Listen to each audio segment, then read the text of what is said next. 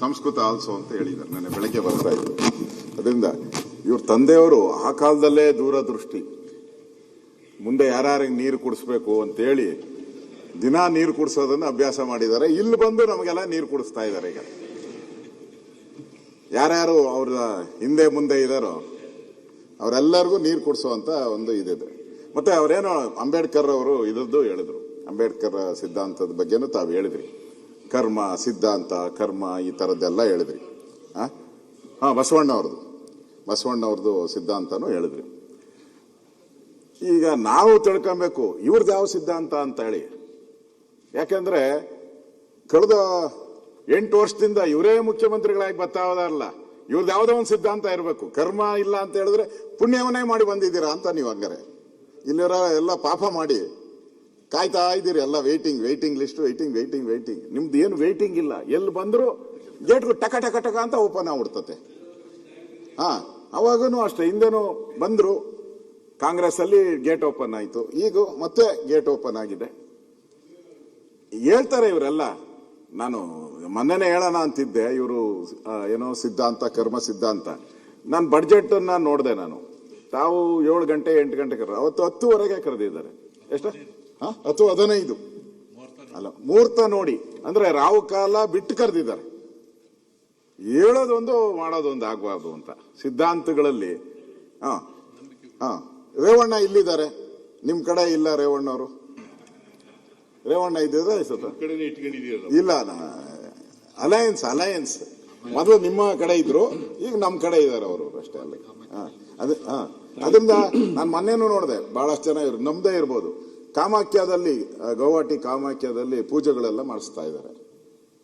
ನಮ್ಮ ಪಾರ್ಟಿಯವರೆಲ್ಲ ನಾನು ಹೇಳ್ತಾರ, ನಾನು ಒಂದೇ ಬೆಳಗ್ಗೆ ನೋಡಿ, ನೀವು ಹೇಳ್ತೀರಾ ನಮ್ಮ ಬಿಜೆಪಿಯವರು ಅಂದ್ರೆ ಅದೇನೋ ವಾದ, ಅದು ವಾದ, ಇದು ವಾದ ಅಂತ, ಮನುವಾದ ಅಂತ. ನಾನು ಬೆಳಗ್ಗೆ ಒಂದೇ ಒಂದು ನಿಮಿಷ ಅಷ್ಟೇ ದೇವ್ರ ಮುಂದೆ ನಿಂತ್ಕೊಳೋದು. ನೆನ್ಸ್ಕೊಂಡ ತಕ್ಷಣ ಬಂದ್ಬಿಟ್ರು ನೆನದವರ ಮನೆ. ಕಾಮಾಖ್ಯ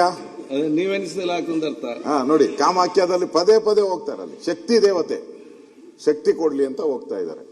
ಇವ್ರು ನೋಡಿದ್ರೆ ಪಕ್ಕದಲ್ಲಿ ಕೂತಿರೋರು ಅವ್ರ ತಂದೆಯವರು ನೀರು ಕುಡಿಸಿ ಅಂತ ಹೇಳಿ ಅವ್ರು ಟ್ರೈನಿಂಗ್ ಕೊಟ್ಟವ್ರೆ. ಅದಕ್ಕೆ ದಯವಿಟ್ಟು ನೀರು ಕುಡಿಸ್ಬೇಕಾದ್ರೆ ಸ್ವಲ್ಪ ಉಪ್ಪು ಖಾರ ಎಲ್ಲ ಹಾಕಿ ಕುಡಿಸಿ ಅಂತ ಸಲಹೆ ಕೊಡ್ತಾ ಇದ್ದೀನಿ ಅಷ್ಟೇ.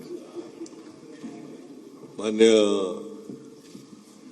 ಅಧ್ಯಕ್ಷರೇ, ವಿರೋಧ ಪಕ್ಷದ ನಾಯಕರು, ನಾನು ದನಕರುಗಳಿಗೆ ನೀರು ಕುಡಿಸಿದದು. ಇವರು ದನನ ಏನೋ ಗೊತ್ತಿಲ್ಲ ನನಗೆ. ದನಕರುಗಳಿಗೆ ನೀರು ಕುಡಿಸಿದದ್ದು ನಾನು. ಪ್ರಾಣಿಗಳಿಗೆ ಮಧ್ಯಾಹ್ನ ಪ್ರಾಣಿಗಳು, ದನಕರುಗಳು ಪ್ರಾಣಿಗಳು.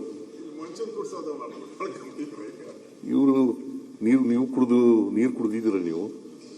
ನೀವು ನೀರು ಕುಡಿಸಿದೆ ನಾನು. ಕನಿಷ್ಠ ಪಕ್ಷ ಅಡ್ಮಿಟ್ ಮಾಡ್ಕೊಂಡಿದಾರ ನಮಗೆಲ್ಲ ನೀರು ಕುಡಿಸವ್ರೆ ಅಂತ. ರಾಜಕೀಯ ನೀರನ್ನ ಕುಡಿಸಿರೋದು ಇವ್ರಿಗೆ. ನಾನು ಹೇಳಿದ್ದು ನಿಮ್ ಪಕ್ಕದವರಿಗೆ, ನಾನು ಹೇಳಿದ್ದು ನೀರು ಕುಡಿಸೋದು. ನನ್ನ ಪಕ್ಕದಲ್ಲಿ ಅವರು, ನನ್ನ ಕೊಲೀಗ್ ಅವರು, ಅವ್ರು ಇರ್ಲಿ. ನಮ್ಮ ಪಕ್ಷದ ಬಗ್ಗೆ ಈಗ ನಮ್ಮ ಪಕ್ಷದಲ್ಲಿ ಏನೇನ್ ನಡೀತದೆ ಅನ್ನೋದ್ರ ಬಗ್ಗೆ ಮಾತಾಡೋದು ಪಕ್ಷ ಹೈಕಮಾಂಡ್ ಇದೆ ನಮ್ಗೆ, ಅವ್ರು ನೋಡ್ಕೊತಾರೆ. ನೀವು ಕೂತ್ಕಲ್ಲ, ನೀವು ಇನ್ನೊಂದು ಕೂತ್ಕೊಳ್ರಿ. ನಾನು I am not going to yield anymore. ಒಂದ್ಸಾರಿ ಹೇಳಿ ಎದ್ದಿದ್ದಾರೆ, ನಾನು ಓಲಿ ವಿರೋಧ ಪಕ್ಷದ ನಾಯಕರು ಎದ್ದಿದಾರಲ್ಲಪ್ಪ ಅಂದ್ಬಿಟ್ಟು ಸುಮ್ಮನಾಗ್ಬಿಟ್ಟೆ. ಪದೇ ಹೇಳೋದು ಚೆನ್ನಾಗಿ ಕಾಣಿಸಲ್ಲ. ನೀರು ಕುಡಿಸೋದು, ನಾನು ರಾಜಕೀಯ ನೀರನ್ನ ವಿರೋಧ ಪಕ್ಷದವ್ರಿಗೆ ಕುಡಿಸಲೇ ಇರ್ತೀನಿ. ನೀವು ನೀರು ಕುಡಿದಿದ್ದೀರಿ.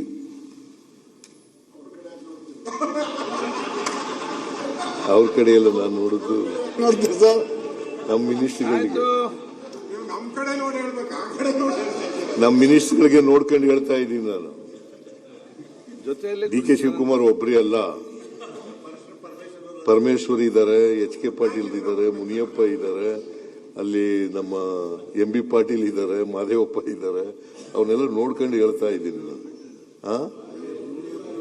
ಮುನಿಯಪ್ಪ ಹೇಳ್ದೆ ಮುನಿಯಪ್ಪನವ್ರನ್ನ ಹೇಳಿದ್ದೀನಿ. ಇದೆಲ್ಲ ನೀವೆಲ್ಲ ನೋಡ್ರಿ, ನೀವು ಕಾಯ್ಕೊಂಡು ಏನೋ ಆಯ್ತು ನಿರಾಸೆ ಆಗುತ್ತಲ್ಲ, ಹಂಗಾಗಬಾರ್ದು. ನಿಮ್ಗೆ ನಿರಾಸೆ ಆಗಬಾರ್ದು. ಮಾನ್ಯ ಅಧ್ಯಕ್ಷರೇ, ನಾನು ಕತೆ ಹೇಳ್ತಿದ್ದದು, ನೀರು ಕುಡಿಸೋದು ಪ್ರಾಣಿಗಳಿಗೆ, ದನಕರುಗಳಿಗೆ ನೀರು ಕುಡಿಸೋದು.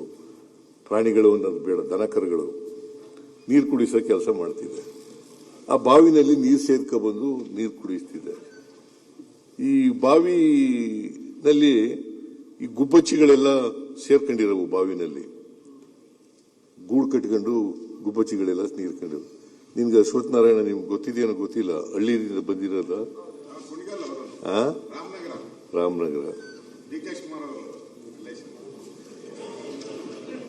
ಎಲ್ಲರೂ ರಿಲೇಷನ್ನೇ. ನಾವು ವಿಶ್ವಮಾನವದಲ್ಲಿ ನಂಬಿಕೆ ಇಟ್ಕೊಂಡಿರ್ತಕ್ಕಂಥವ್ರು.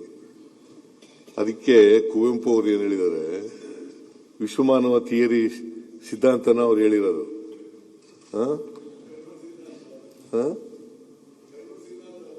ಹೌದು, ವಿಶ್ವಮಾನವ ಸರ್ವ ಜನಾಂಗದ ಶಾಂತಿಯ ತೋಟ, ರಸಿಕರ ಕಣ್ಗಳ ಸೆಳೆಯುವ ನೋಟ, ಸರ್ವ ಜನಾಂಗದ ಶಾಂತಿಯ ತೋಟದಲ್ಲಿ ನಂಬಿಕೆ ಇಟ್ಕೊಂಡಿರೋರು ನಾವು. ನಮ್ಮ ಸಿದ್ಧಾಂತ ಏನ್ ಗೊತ್ತಾಯ್ತಾ ಈಗ?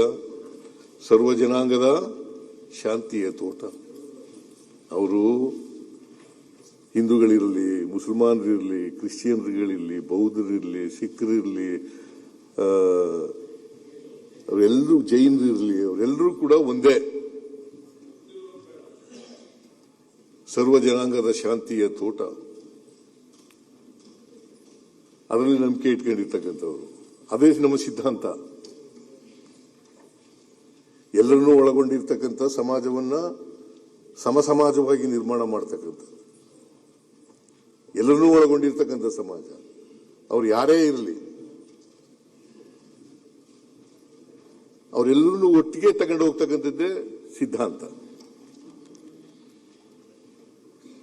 ಅದಕ್ಕೆ ಇದು ಕಾಂಗ್ರೆಸ್ ಸಿದ್ಧಾಂತನೂ ಕೂಡ ಹೌದು. ನಾವು ಯಾವಾಗಲೂ ಕೂಡ ಯಾವ ಧರ್ಮನೂ ಕೂಡ ಈ ದೇಶದಲ್ಲಿ, ಭಾರತ ದೇಶದಲ್ಲಿ ದ್ವೇಷ ಮಾಡಿ ಅಂತ ಹೇಳ್ಕೊಡ್ತದ? ಇದು ಬಜೆಟ್ ಮೇಲೆ ಸಿಎಂ ಉತ್ತರವನ್ನ ಕೊಡ್ತಾ ಇದ್ದಾರೆ. ಈ ಸಂದರ್ಭದಲ್ಲಿ ಅಶೋಕ್ ಅವರು ಕೂಡ ಮಧ್ಯಪ್ರವೇಶ ಮಾಡಿದ್ರು. ಇನ್ನು ವಿಧಾನಸೌಧದ ಗ್ರ್ಯಾಂಡ್ ಸ್ಟೆಪ್ ಬಳಿಯಲ್ಲಿ ಫೋಟೋ ಶೂಟ್ ಆಯಿತು. ಶಾಸಕರ ಜೊತೆಯಲ್ಲಿ ಸ್ಪೀಕರ್, ಸಿಎಂ, ಡಿಸಿಎಂ ಎಲ್ಲರೂ ಇದ್ರು ಫೋಟೋ ಶೂಟ್ ನಲ್ಲಿ. ಈ ಫೋಟೋ ಶೂಟ್ ಬಗ್ಗೆ ಈಗ ರಾಜಕೀಯ ವಲಯದಲ್ಲಿ ಸಿಕ್ಕಾಪಟ್ಟೆ ಚರ್ಚೆಗಳು ನಡೀತಾ ಇದೆ. ಕಾರಣ, ಖಾದರ್ ಅವರು ಸ್ಪೀಕರ್ ಹುದ್ದೆಯಿಂದ ಕೆಳಗಿಳಿತಾರಾ ಅಂತ ಹೇಳಿ. ಯುಟಿ ಖಾದರ್ಗೆ ಈ ಸಚಿವ ಸಂಪುಟ ಪುನಾರಚನೆ ಸದ್ಯದಲ್ಲೇ ಆಗುತ್ತೆ, ಆಗ ಮಂತ್ರಿ ಸ್ಥಾನ ಕೊಡ್ತಾರೆ, ಮಂತ್ರಿ ಸ್ಥಾನ ಫಿಕ್ಸ್ ಆಗಿದೆ. ಹಂಗಾಗಿ ಇದು ಅವರ ಕಡೆ ಅಧಿವೇಶನ ಸ್ಪೀಕರ್ ಆಗಿ, ಹಂಗಾಗಿ ಫೋಟೋ ಶೂಟ್ ಮಾಡಿಸಿದ್ದಾರೆ. ಸ್ಪೀಕರ್ ಹುದ್ದೆಯಿಂದ ಕೆಳಗಡೆ ಇಳಿಯೋಕ್ಕೂ ಮುನ್ನ ಒಂದು ಫೋಟೋ ಶೂಟ್ ಅನ್ನ ಮಾಡಿಸಿದ್ದಾರೆ. ಪ್ರತಿ ಸರ್ಕಾರದ ಅವಧಿಯ ಕೊನೆಯ ಅಧಿವೇಶನದಲ್ಲಿ ಈ ಫೋಟೋ ಶೂಟ್ಗಳು ಯೂಶುವಲಿ ನಡೀತಾ ಇತ್ತು. ಆದರೆ ಸರ್ಕಾರಕ್ಕೆ ಈಗ 3 ವರ್ಷ ಇನ್ನೂ ಕಂಪ್ಲೀಟ್ ಆಗಿಲ್ಲ, ಅದಕ್ಕೂ ಮುಂಚೆನೆ ಫೋಟೋ ಶೂಟ್ ಮಾಡಿಸಿರೋದ್ರಿಂದ ಸಹಜವಾಗಿ ಈ ಬಗ್ಗೆ ಕುತೂಹಲ ಇದೆ. ಸಿಎಂ ಬದಲಾವಣೆ ಅಥವಾ ಸ್ಪೀಕರ್ ಬದಲಾವಣೆ ಆಗುವಂತ ಸಂದರ್ಭದಲ್ಲಿ ಫೋಟೋ ಶೂಟ್ ಮಾಡಿದಂತ ಉದಾಹರಣೆಗಳಿದೆ. ಈಗ ಖಾದರ್ ಅವರು ಈ ಅಧಿವೇಶನ ಸ್ಪೀಕರ್ ಆಗಿ ಕೊನೆ ಬಾರಿಗೆ ನಡೆಸ್ತಾ ಇದ್ದಾರೆ. ಈ ಅವಧಿಯಲ್ಲಿ ನೆಕ್ಸ್ಟ್ ಅವ್ರು ಮಂತ್ರಿ ಆಗ್ತಾರೆ, ಮಂತ್ರಿ ಸ್ಥಾನ ಫಿಕ್ಸ್ ಆಗಿದೆ ಅವರಿಗೆ. ಹಂಗಾಗಿ ಶಾಸಕರ ಜೊತೆಯಲ್ಲಿ ಸಿಎಂ, ಡಿಸಿಎಂ ಜೊತೆಯಲ್ಲೆಲ್ಲ ಈ ರೀತಿ ಫೋಟೋ ಶೂಟ್ ಮಾಡಿಸಿದ್ದಾರೆ ಅಂತ ಹೇಳಿ ಚರ್ಚೆಗಳು ರಾಜಕೀಯವಾಗಿ ನಡೀತಾ ಇದೆ.